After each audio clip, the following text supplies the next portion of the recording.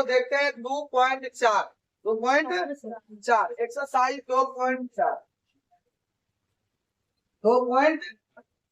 Exercise 2.4 में हमारे पास प्रश्न में क्या कह रहा है। प्रश्न हमारे पास कह रहा है कि बताइए कि निम्नलिखित बहुपद है किस बहुपद का एक गुणनखंड x प्लस 1 है। कह रहा है कि बताइए कि निम्नलिखित बहुपद में से किस बहुपद का एक गुणनखंड x प्लस 1 है। यानी कि मेरे पास एक क्वेश्चन दिया हुआ है, ये हमारे पास क्वेश्चन दिया हुआ है और पूछ रहा है क्या इसका x प्लस 1 का एक गुणनखंड है, यानी कि यह एक x प्लस 1 का क्या है गुणनखंड, इसका ये क्या गुणनखंड है। तो हम बताएं कि इसका जो गुणनखंड निकालने के लिए इसका क्या आना चाहिए, जीरो। क्या आना चाहिए, जीरो। तो अब हम इसको इस तरह से लिख सकते हैं कि p फंक्शन x बराबर हम लिख सकते हैं x cube plus x square plus x plus 1 लिख सकते हैं कि नहीं। पी एक्स का मतलब है कौन सा पद है, एक्स वाला। कितना पद है, एक्स वाला पद है। तो मेरे पास जी यहाँ पर मेरे पास पी फंक्शन एक्स बराबर मेरे पास क्या है एक्स प्लस 1 है ना। तो हम यहाँ पे मान सकते हैं इसको, यहाँ पर हम क्या कर सकते हैं, मान सकते हैं कि माना कि एक्स प्लस 1 बराबर में क्या कर देंगे, क्या कर देंगे, इसीलिए x बराबर ये प्लस में उधर जाएगा तो माइनस में, यानी कि x बराबर हमारे पास क्या आ गया माइनस 1 आ गई। माइनस क्या आ गया, अब इसको हम इस पे रख देंगे तो यानी कि p फंक्शन 1 बराबर हमारे पास एक्स क्यू है, एक्स क्यू का मान कितना है, एक्स क्यू का मान कितना है 1 माइनस 1 पर क्या कर देंगे क्यू, अब प्लस में माइनस 1 पर क्या कर देंगे स्क्वायर, अब प्लस माइनस 1 और प्लस में। अब हमारे पास क्या हो जाएगा कि p 1 बराबर 1 का क्यू करेंगे तो कितना होगा माइनस 1, अब प्लस माइनस प्लस है, अब इसको करेंगे तो हमारे पास 1 का स्क्वायर करेंगे कितना होगा 1 और प्लस में प्लस माइनस, यहाँ पे क्या देगा माइनस 1 और प्लस में ये कर देगा, ये प्लस 1 और ये माइनस, ये प्लस 1 ये माइनस 1, यानी कि p1 बराबर क्या आ जाएगा 0। तो अब हमारे पास क्या गया जीरो आ गया, क्या गया जीरो आ गया। तो हम क्या लिखेंगे, अतः यह x प्लस 1 का गुणनखंड है। यही हमारे पास क्या आ जाएगा, समझ में आया इसको जी। इसमें पूछ रहा है कि इसका ये गुणनखंड है। तो गुणनखंड निकालने के लिए हमको क्या करते हैं कि अगर हम जीरो ले आते हैं तो वो समझते हैं कि गुणनखंड है, अगर कोई जीरो नहीं आता है जिसका मतलब उसका गुणनखंड नहीं। ठीक है, कोई दिक्कत।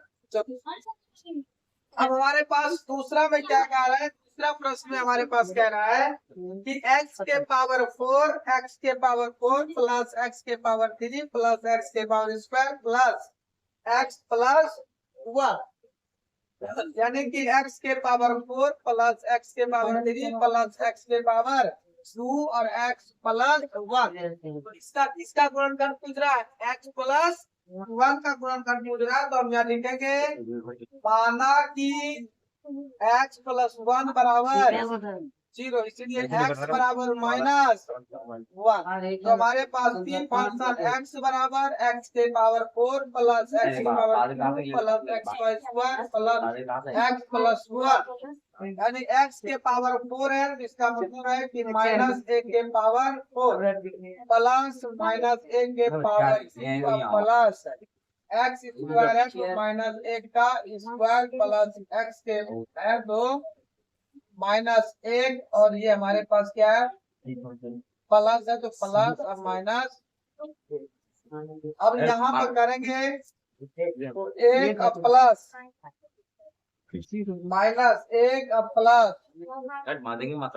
1 और प्लस माइनस 1 और प्लस 1 माइनस,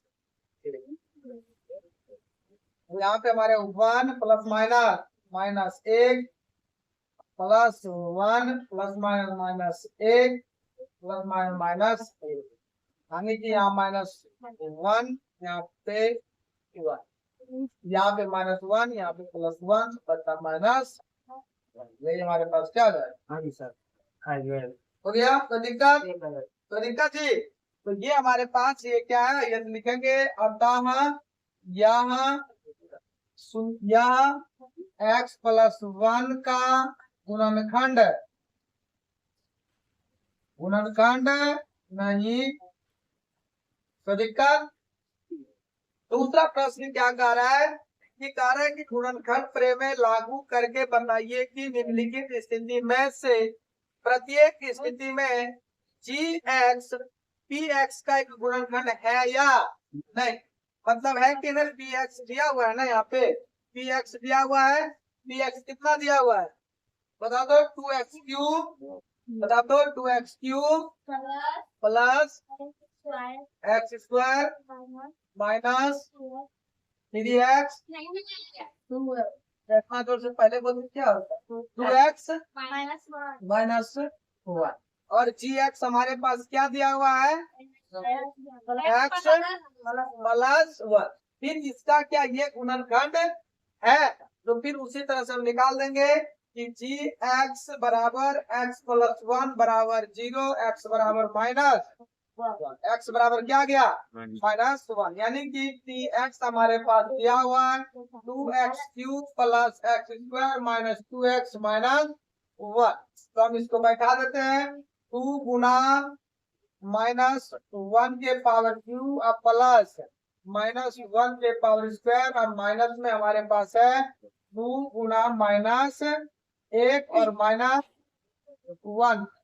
अब इसको हम सॉल्व करते हैं, 2 गुना -1 और प्लस 1, यानी कि 1 और माइनस, यहाँ माइनस है, 2 गुना इसके आगे माइनस है, इसके आगे माइनस प्लस 2 का 2 -1।